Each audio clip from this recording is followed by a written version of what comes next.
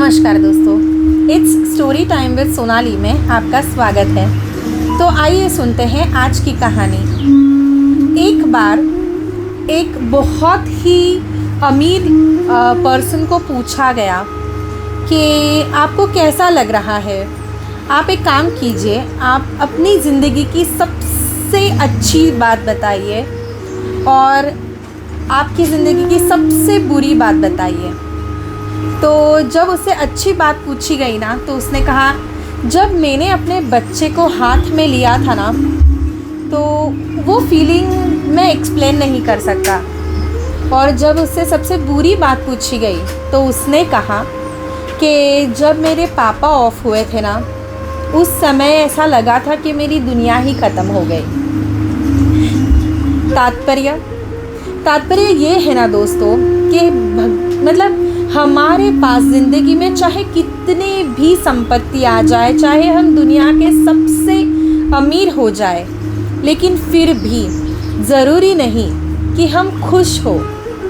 और अगर हम दुनिया में सबसे गरीब भी हुए तो ये ज़रूरी नहीं कि हम सबसे दुखी हो। खुशी और दुख का पैसे से, भौतिक संपत्ति से कोई मतलब नहीं होता।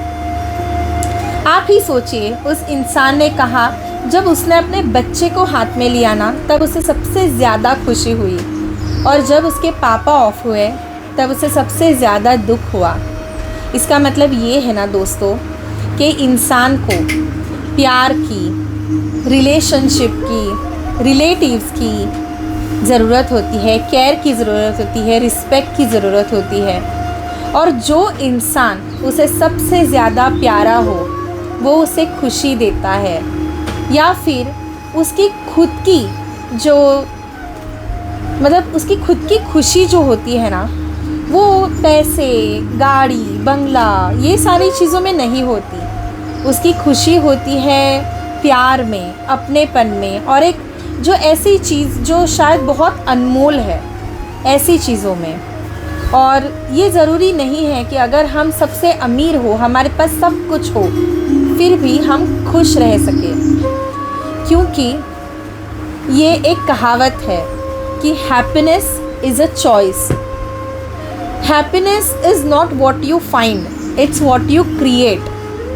खुशी एक आपकी चॉइस होती है, आपको चूज़ करना पड़ता है कि मैं खुश हूँ, और ये कोई ढूंढना